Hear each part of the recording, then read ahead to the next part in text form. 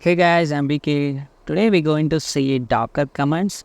So this is Docker series. If you are new to Docker, this series definitely will help you. If you are new to Docker, first go to watch my previous video.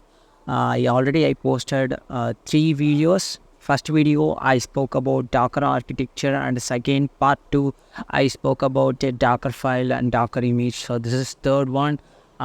Third part I spoke about Docker container, and this is third part continuation video. Today we're going to play with the Docker commands. So this is only a Docker container command. So today we're going to see all the Docker container commands. So this is a repository I'm using this series. You get this link on this video description. Okay, let's get started.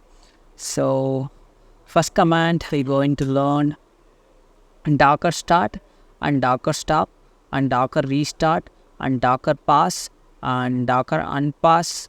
So Docker rm, Docker rm hyphen f and Docker ps. So we're going to see first command is a list of running containers. So in my previous video I already explained what is containers. So containers is nothing but microcomputer.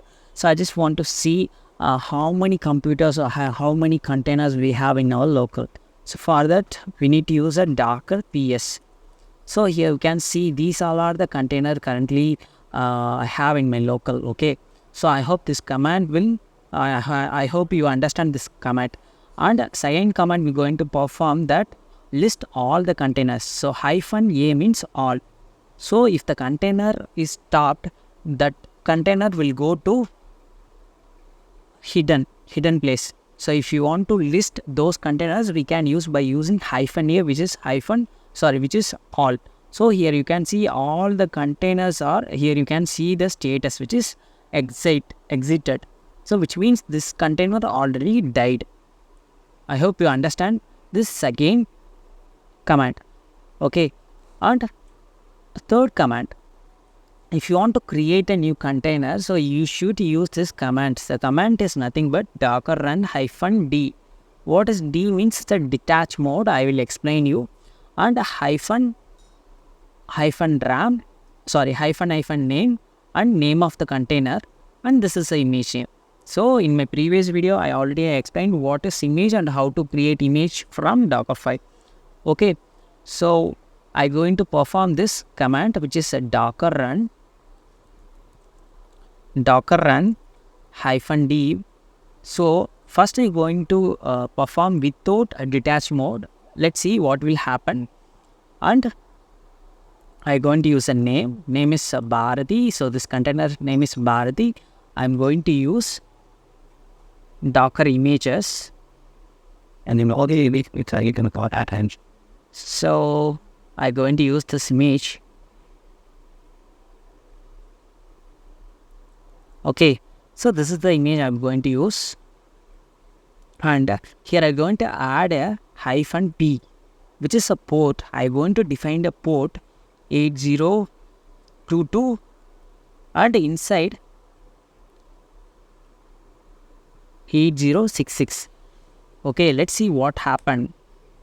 You see this here, you can see the output, which means if you are not using hyphen d detach mode, you can see the log. Okay, if you use a hyphen d, you will not see the log. We'll see that command also. And here you see this is nothing but 8022. So by using this port I can view this application from my local. By using this 8066, it's inside the Docker port. Okay, now I'm going to click this.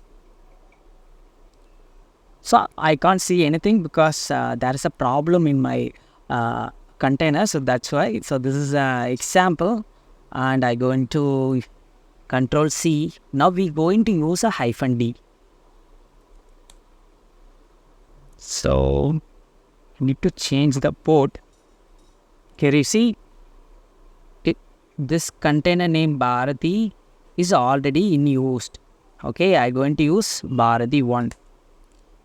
You see this? So now the container is created. I just want to see by using Docker ps. The container is successfully created. So now you guys understand what is hyphen D and what is, if you use without hyphen D, what will happen, and if you use hyphen D, what will happen. I hope you understand this concept. Okay, now I'm going to use IT, which is an interacting terminal. We're going to execute this command as well. So I'm going to use a previous command. So here I'm going to use hyphen IT. Let's see the command. And here I'm going to use bin bash. So I'm going to change the name to, oops, I need to change this port as well. What happened? Oops, I'm going to change this one. Oh, nothing has happened, boy.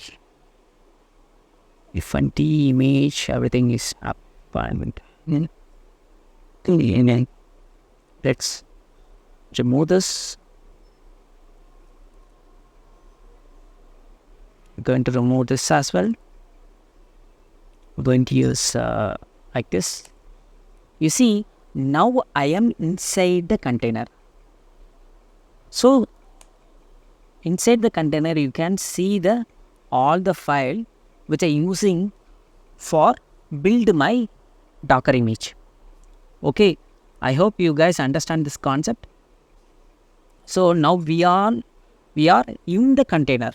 We are not in our local. We are in the container. Okay, I'm going to use exit.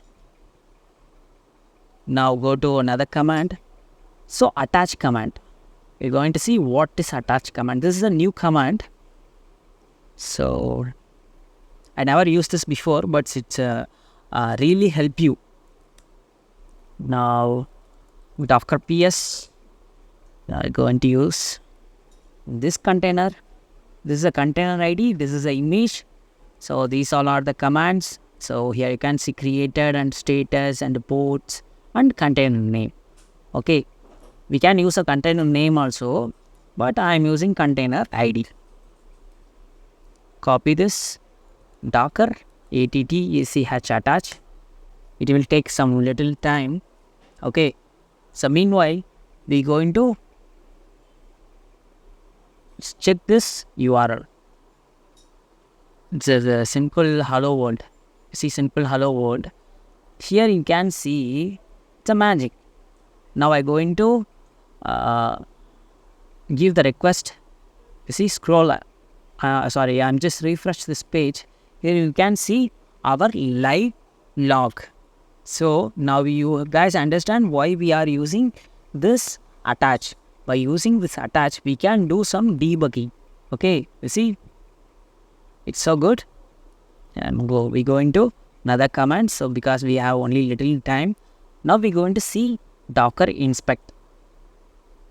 By using this Docker inspect, we're going to verify our all the container related and image related and network related and volume related data in the format of JSON.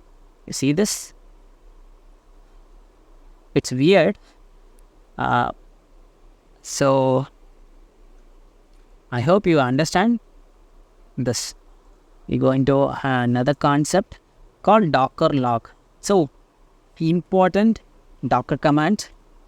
Okay, it's really hard to memory all the commands, but it is possible. Okay, now I'm going to use logs. Okay, and -f. What does this F means? -f means it's a follow. Okay, I'm going to enter. So by using this -f, we can view our live log, and also we can use a without -f. We see what is the difference between this and this.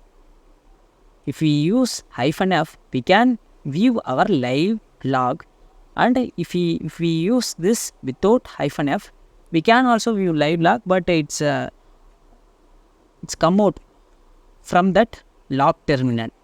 Okay, I hope you guys understand this concept as well. Now what we're going to do is we're going to view only one line data. I just want to view only one line, because in Docker container, if you do some debug, you would see a lot of lot of lines. So for that, for me, I'm using -m. I need only 100 logs. I need only 1000 logs. So here we can define. You see this? Here I mentioned number is 1, which means I can see only one log, first line log. If I go with the number 3, here I can see only number 3 log. Okay. And in my repository, I'm not providing those commands. So you note it. Now we're going to use this stat. What does stat means? As I said, Docker is a microcomputer. So on that microcomputer utilizing our kernel. So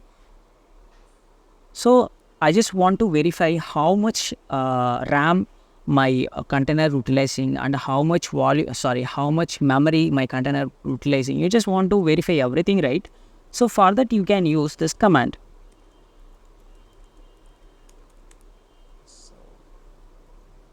So with in Docker ps, so I'm going to copy this container ID. I'm going to use Docker stats. Going to use this. You see this? Here you can see this is the CPU, my container, one container utilizing. This is the memory, my one container utilizing. Okay. If you want to see everything, if you have like thousands of container, or if you have like 5 containers, you can use like this Docker stats. So here you can see these are the containers I have currently. Okay. Now go to this. So if you want to rename the container, you do it by yourself, so that you get a good experience. Okay. By using this, what we can do is we can rename our old container. Okay. And I'm going to use top and Docker top. By using this, what I can do, Docker top, I should provide a container ID. So by using this command, we can view the processor. So this is my local. If I perform this top in my local, I can see all the processor currently running in my container. So if you want to see your container processor, you can use by using Docker top the container ID. And now we're going to use this prune. It's really hard to pronounce this command, so that's why I just spelled prune. You can't say like runny like that, or prenny like that. Okay. So by using this command, what we can do, container, container, and I'm going to provide this prune. By using this command, what we can do is we can delete all the stopped containers or not used containers. Okay. Now I am not going to go with the yes. I go with only no. Okay. So if you want to delete your unused components in Docker, like what I'm saying, components means image or container or volume or network. You just want to delete all the unused components. So for that you can use Docker system. You see this here? You can see stopped containers or network not used by at least one containers and images and build cache. Okay, I'm not going to go with anything. Coming here now. Okay, we go with the start container. Sometimes we need to restart our container, sometimes we need to stop our container, sometimes we need to start our container. For that we can use this command Docker ps. Ps is nothing but process, we can say. going to copy this Docker stop. So by using this, what I'm going to do is I'm going to stop this container. Now the container is not up and running. So we need to verify this. I'm going to refresh this. Here you can see unable to connect. Now what I'm going to do is I'm going to again start the container.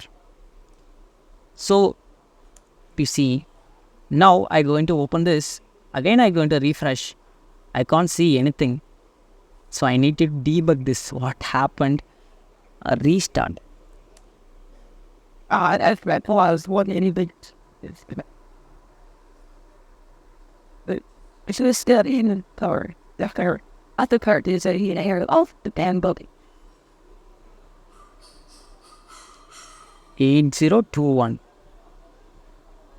8021.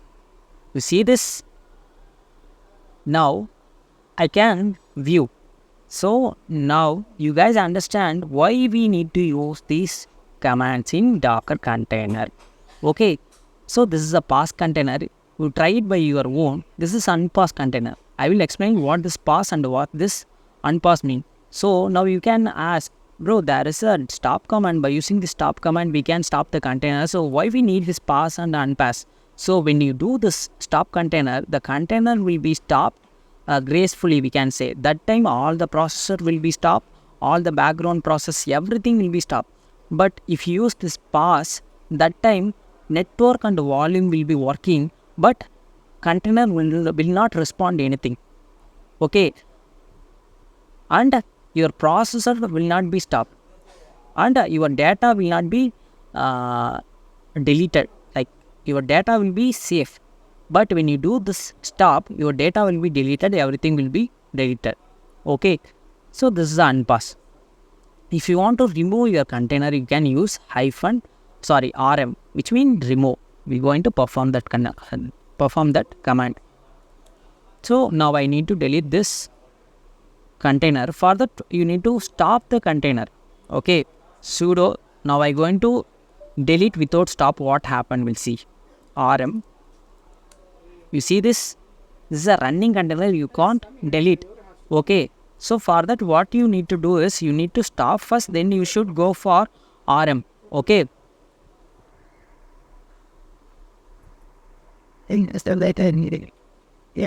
So it takes some time. Now the container is stopped. So now I'm going to perform RM. So container is successfully deleted.